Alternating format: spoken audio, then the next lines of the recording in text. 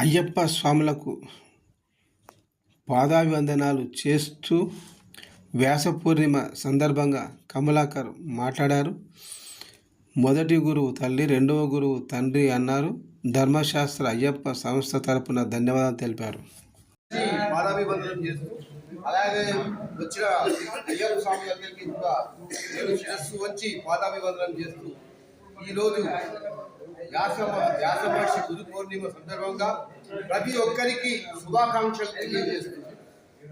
ఈ విశిష్టమైన రోజు అయ్యప్ప ఆపద్బంధు సేవ తరఫున వారికి మేము రుణపడి ఉండిపోతున్నాం. అబ్బా, నేను సత్యం గారికి కూడా ఒక మాట చెప్పానయ్యా, దీనికి ఏదైనా పని చేయాలంటే వ్యవస్థ, ఫైనాన్స్ ముఖ్యము. ఈ ఫైనాన్స్లో మా సన్నిధానం కూడా భాగస్వామ్యం చేస్తే మేము కూడా ఈ ఖర్చులో పార్టిసిపేట్ చేస్తాం. ఎందుకంటే ప్రతిసారి దసరా వచ్చిందంటే రాజుగారికి రుణపడిపోతున్నాం. ఈ గురు పౌర్ణమి వచ్చిందంటే ఈ ఆపద్బంధు సేవా సమితికి రుణపడిపోతున్నాం. ఎందుకంటే ఎవరికి గుండుగా అంటారు, డబ్బులు ఎవరికి ఊరికే రావు అని చెప్పేసి. కాకపోతే ఇక్కడ సన్మానం పొందిన ప్రతి ఒక్కళ్ళు కూడా ఇంకా శ్రీశైలం గురుస్వామి గారు అన్నట్టుగా 100 మంది దాకా చేయాలి, మన మెజారిటీ పెరగాలి అన్నప్పుడు మనం ప్రతి ఒక్కరు కూడా ఫైనాన్షియలీ దాంట్లో పార్టిసిపేట్ చేస్తే బాగుంటుంది. ఇది నా ఉద్దేశం.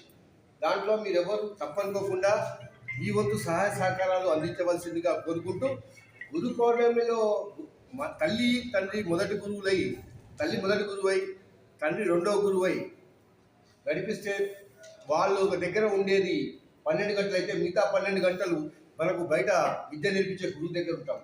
కాబట్టి గురువుకి చాలా ఈ లోకంలో ఇంపార్టెన్స్ ఉన్నది.